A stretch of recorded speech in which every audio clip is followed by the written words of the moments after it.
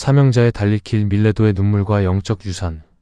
에베소의 거센 소동이 가라앉은 후 바울은 마게도냐와 헬라 그리스 지역을 돌며 성도들을 격려한 뒤 예루살렘을 향한 마지막 행선지에 오릅니다.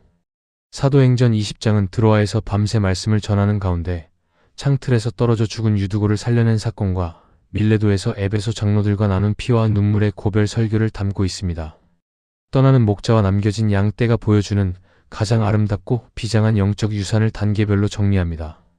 1단계 예배의 갈급함과 생명의 반전 유두고라 하는 청년이 20장 7에서 12. 이튿날 떠나게 된 바울은 드로아에서 밤중까지 강론을 이어갔습니다.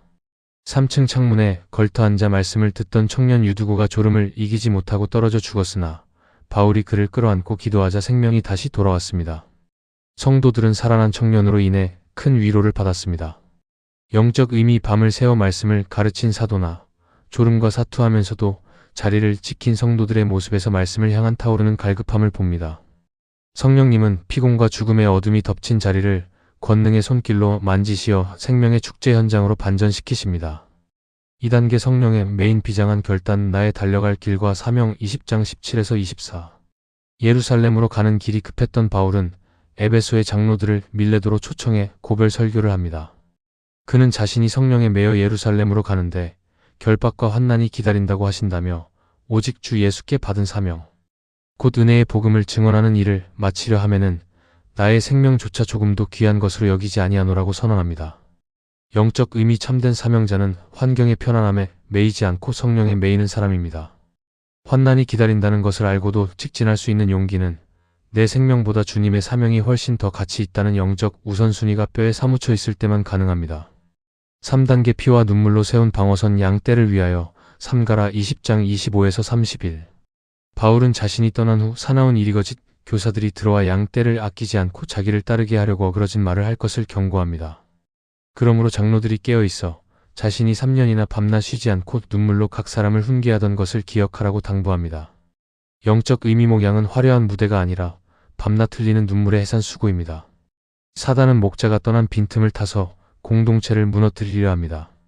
바울이 물려준 최고의 유산은 양떼를 위해 밤낮 울며 말씀의 방어선을 쳐준 목자의 심정이었습니다. 4단계 거룩한 위탁과 성숙한 이별 그 은혜의 말씀에 부탁하노니 20장 32에서 38. 설교를 마친 바울은 장로들을 사람이 아닌 주와 그 은혜의 말씀에 위탁합니다. 그리고 주는 것이 받는 것보다 복이 있다는 예수님의 말씀을 상기시킵니다. 이 말을 마친 후 다 함께 무릎을 꿇고 크게 울며 바울의 목을 안고 입을 맞추며 배 타는 곳까지 전송합니다. 영적 의미 건강한 리더십은 사람을 자신에게 종속시키지 않고 오직 하나님의 말씀에 묶어둡니다. 이별의 아픔 속에서도 무릎을 꿇고 함께 울 수 있는 동역의 관계, 그리고 움켜쥐기보다 기꺼이 내어주는 주는 복을 실천하는 것이 천국 침노 공동체의 마지막 품격입니다. 바울의 목회적 삶 세상의 성공 기준. 바울의 사명관 하나님 나라. 행동의 동기 성령에 매여 인도하심을 받음. 위기 앞에 태도 환난을 알고도 사명을 위해 직진함. 사역의 방식 3년 동안 밤낮 쉬지 않고 눈물로 훈계. 물질에 대한 자세 은과 금을 탐하지 않고 손수 일하여 구제함. 이별의 자리 말씀에 위탁하며 눈물과 기도로 헤어짐. 세상의 성공 기준 바벨탑. 행동의 동기 자신의 야망과 안전, 이익을 따름. 위기 앞에 태도 위험을 기피하고 편안한 길을 선택함.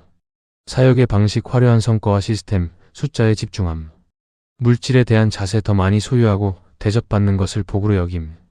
이별의 자리 권력의 이양이나 이권 다툼으로 얼룩짐. 밀레도의 눈물을 담기 위한 영적 체크리스트.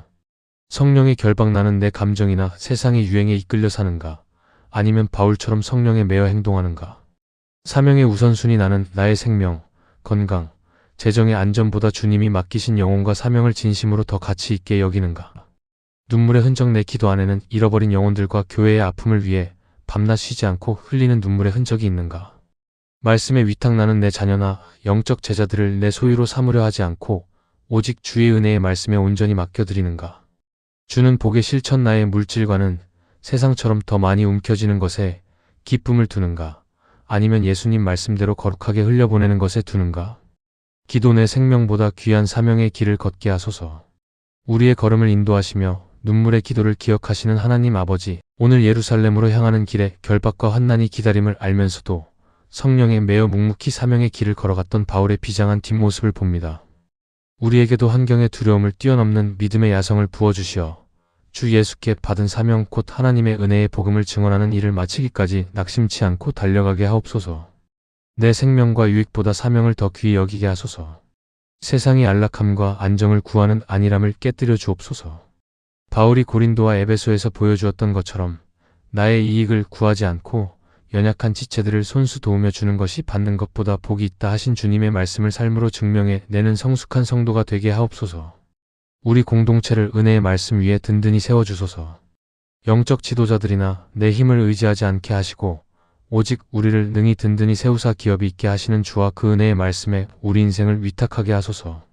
사나운 일이 같은 세상의 유혹과 거짓 속에서도 눈물로 깨어 서로를 지켜주는 사랑의 방어선이 우리 가정과 교회 안에 구축되게 하옵소서.